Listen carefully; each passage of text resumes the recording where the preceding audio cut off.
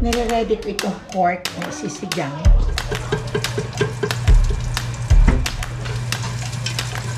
Ito ang ating isisigang. At yung isa, i-adobo. Malambot na. Daming gulay.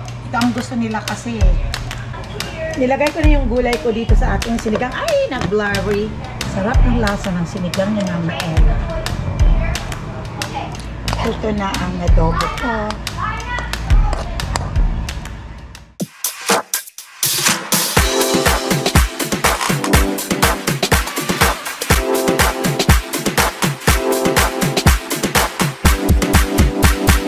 Subscribe na! Welcome back to my channel, my friends and friendship. At today is Monday. Walang pasok ang mga bata ngayon. Walang pasok. Bakit kayo may sasakyan sa labas? Tinitingnan ko, oh, may malaking car doon sa labas. Sino kaya ang nandoon? Ayun, oh. Malaking car. Kaya, walang pasok ngayon ang mga bata. Nandito si Liam, nandito si Cash, at nandito si Sue. At mag-babysit ako mamaya. At i-drop rin sila mamaya dahil may appointment kami ni Papa doon sa doctor. At offline si Chanel kaya. Hanggang mamayang 4 o'clock ang appointment namin. Today's vlog, my friends and friendship, ay gagawa muna tayo ng sinigang at malamig ngayon ang panahon. It's sobra lamig na at bukas may storm na naman kami dito. Ito ang aming unang storm na mangyayari sa amin itong papasok na November. Kaya punta tayo dito sa kitchen at para magawa ng sinigang. At ito, say hi! At it's Liam. And this is, who is this? Say hi. Hi. Hi. Oh, ayan na sila. No candy. Okay. If there is a lollipop, give us lollipop. No, If there's... my mom said no candy. No candy. We have Nutella breakfast. Give Cash. Cut sour kay Cash. No, You mean to say that you're not going to give Cash? but my mom said no candy for him. Just give a little. No. Oh, here, Liam. Liam. Here kay Cash. No. Tawan mo imaw ni. Oh, No, here. mommy said no. I'll give it. Give it. Open, Liam. Liam, can you open? Yeah. At ako ngayon, today's vlog is magluluto ako ng sigang na interrupt ako ng mga batuta. Kasi ang gulo nila. At ito may mga tinapay kaming nabili kanina si siya nilang maaga pa. Dito pinatong ni Papa Dudes, oh. Oh, dito lang ilagay. Nakakahiya naman pag nandyan. Ayan. At I know, talagang linis-linis kayo dyan sa Pilipinas dahil sa ang bagyo ay katatapos lang. At sad naman na iisipin namin na kayo ay nagsasacrifice kayo dyan sa parati nilang disaster na nangyayari sa inyo. Kaya ang wala naman tayong magagawa kundi dasal lang tayo at mag-ingat lang. Yun lang naman, my friends and friendship. Kaya kami naman tomorrow may storm dito. Ito ang unang storm sa California by November. Sa pa-winter na kasi kami dito.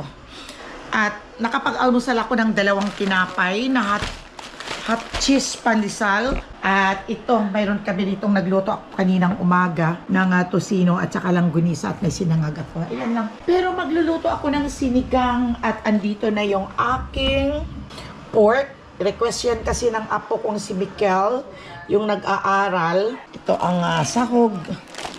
Ayan, ayan. Kaya mamaya ko nagagayatin at magigisa ako pagkatapos nito. Okay, at ipapakita ko rin sa inyo itong aming pandesal din na nabili kanina. Mainit-init pa yan. Itong mga dala nila kagabi, ewan ko, wala namang kumakain. Ewan ko kung bakit nila dito nila. Itatapong ko din yan mga after ilang dyan lang muna yan. Ang dami kong gagawin. Maglilinis muna. Magre-ready muna ako, my friends and friendship, ng ilulutuin ko ngayong sinigang. Sinigang na baboy ni Mama Ella. At kumusta ang mga friendship ko? At sana ay nandiyan kayong lahat sa mabuting kalagayan after the storm. Kaya ingat-ingat lang kayo. Kaya ang gagawin na lang natin ay always be ready and ingat tayong lahat. Okay? At hindi naman natin ito mapapasabihin na hindi pwede dahil that's yun talaga ang kalikasan. Talagang ganon talaga. Kaya ito lang ang ating panlaban ay ang dasal natin na sana ay yung kaya lahat na walang masisira. Sana, no? Yun lang ang iniisip natin. Kaya naawa din ako sa inyo dyan. Lalo na sa mga lugar na naapektuhan ng storm. Doon sa isang lugar, sa Cebu, kawawa naman.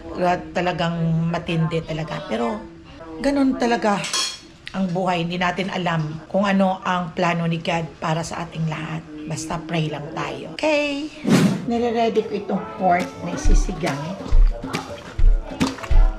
Naluan ko ng seasoning para malasa na agad. Pero hindi ko pa nilagyan ng asin.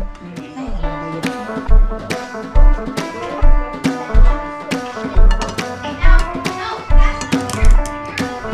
ito na lang tayo. Walang space. Ililimas ko siya sa seasoning yung pork.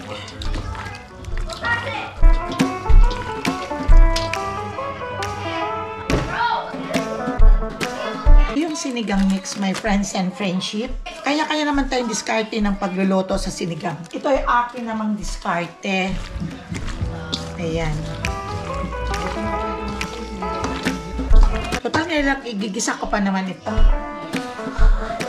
At ako ay maglalagay ng patis.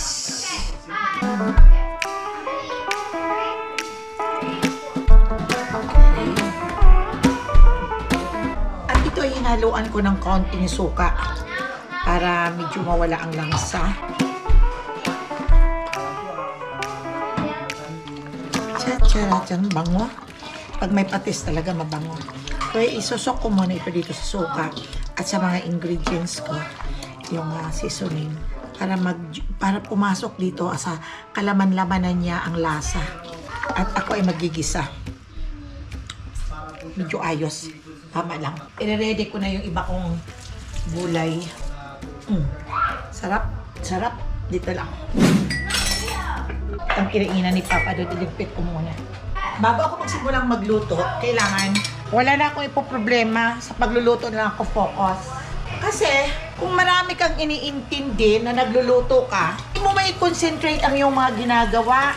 Mayroon na masusunog ang lulutuin mo. Mayroong napadami ka na ng paglakay ng asin. Kaya ganon, kailangan magiging clear ang lahat bago mag-start na Ganun lang naman talaga si Mama Ella. Talagang ganyan talaga si Mama Ella. I want to be perfect always. Lahat ang aking mga ginagawa, my friends and friendship. Sad ako pag hindi ko na perfect ang aking mga ginagawa. Ay, nako. This is, itong papel ni Mama Ella. Talagang ganun. May natira pang suka at saka toyo, yung sinawsawa ng isda, pero hindi naman sinawsaw doon, kundi kumukuha lang. Nag-i-scope lang ng kutsara at ilalagay sa isda. Hindi na ubos. Bahala na silang gumawa na ulit. Hinalo ko na at mag-adobo ako.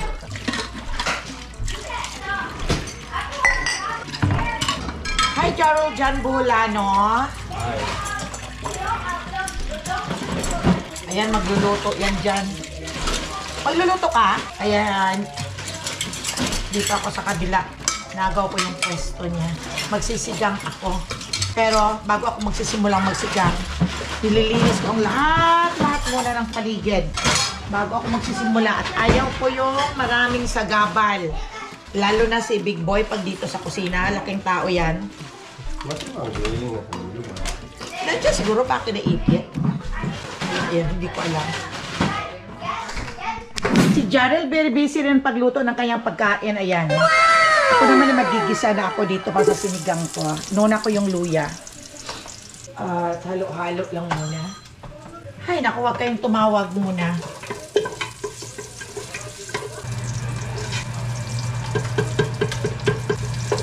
At ihalo ko na din itong sibuyas ko. Ay, sabi ko, huwag tumawag. Natuloy pa rin.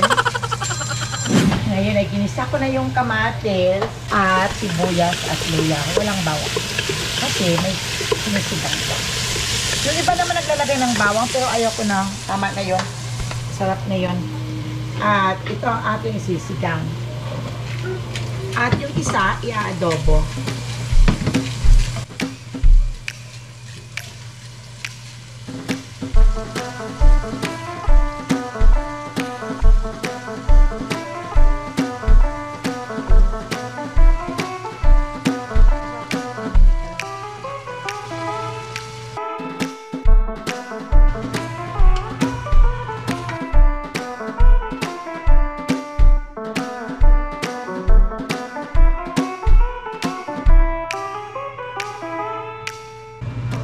Okay, ando na, tinakpan ko muna. At magmamarinate ako ng pang-adobo.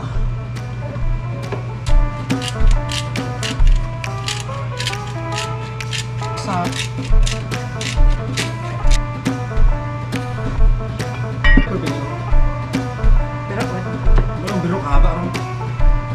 Magtitimpla na ako ng aking pang-adobo.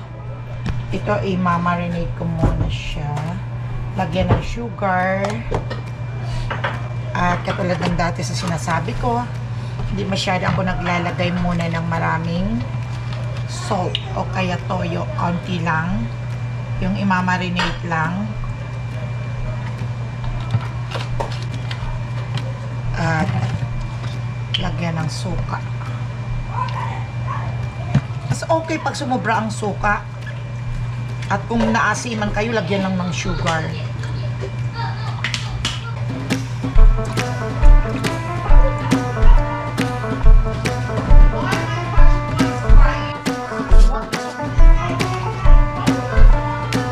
Ayan. Marinate ko muna yan. Nilagay ko na yung gulay ko dito sa ating sinigang. Ay, nag-blurry. Nag-blurry. Ayan. Kumukulo kasi. Nilagay ko na ang ating gulay. At ito, magsisimula na ako sa ating adobo. Ginisa ko muna sa sibuyas, bawang.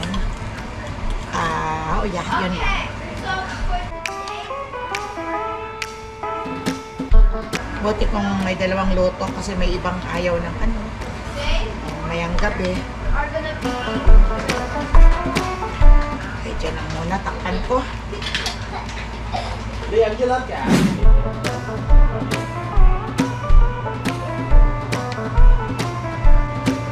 Malambot na siguro itong pork. Try natin. Malambot na. Pero masarap pa. Si Papa Dulce kasi gusto niya yung malambot at lutong-luto yung gulay. Daming gulay. Ito ang gusto nila kasi eh. Manyan natin.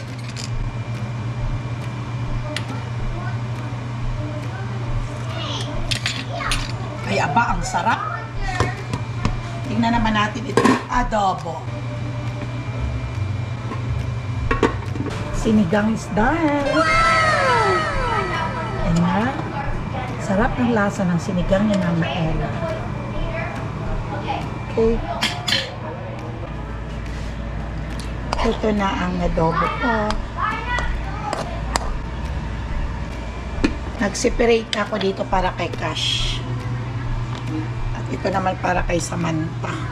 Sinigang. Hindi ako nakapagpatuloy ng aking pag-vlog pagkatapos na magluto ako at nakakain na din ang mga bata, so busy talaga.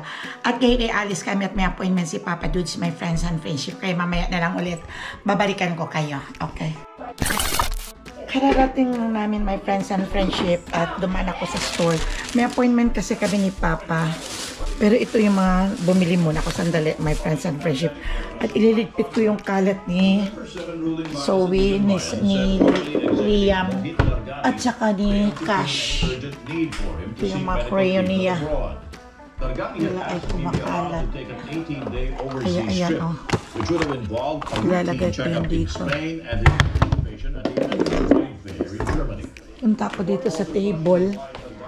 Ayan, daming kalat nila. Tingnan nyo, oh.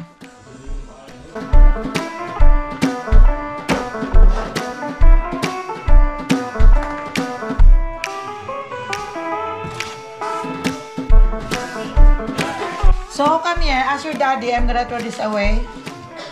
Here. This one too? Only this? This one too. If that is...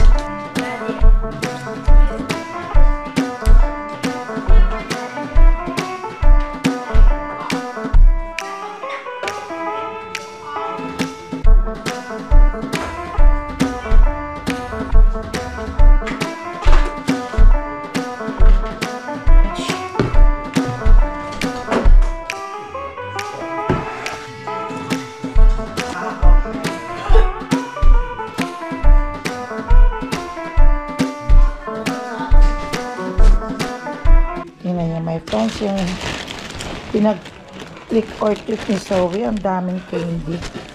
Dadalhin daw nila ito sa Philippines. At ipamimigay doon sa mga bata. Okay. Lipit na tayo. Clean. Bumili ako ng kamote. Sarap ito sa umaga. Pag nag-aalmusal, nasasawa na din ako sa tinapay. Kaya ito na lang, kamote na naman. At bumili din ako ng saging. Kasi iniisip ko, kasi pag bumili ako ng frozen na saging, yung made in the Philippines talaga, yung microwave ko lang, mahal. Itong saging na frozen. Kaya ito na lang ang binili ko. O, tingnan niyo. Isang piling. Ayan. Ilalagay natin dito. Itong ang lalaki ng kamote, oh. Mas mura-mura yung ganyan. Dami talagang persimmon. Balat nga tayo ng isa, oh. Ang lalaki. O, tingnan niya. Oh. Yan, oh.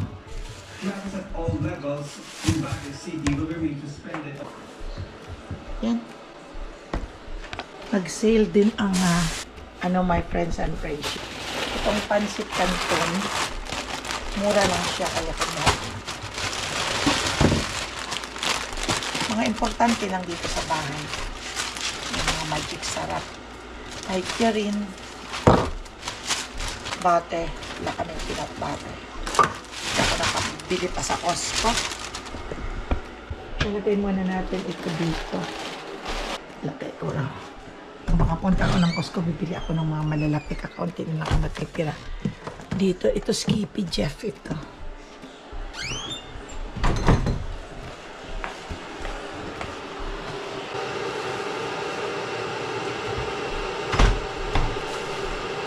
Balatan ko itong isa. Sana matamis.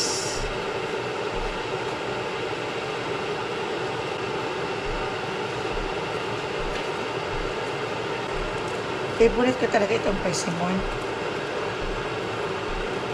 Minsan, mga may nagbibigay sa mga bata sa trabaho, ay binigyan nila sa akin.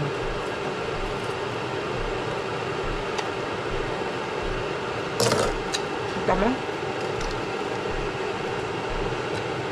Ang lalaki pa naman.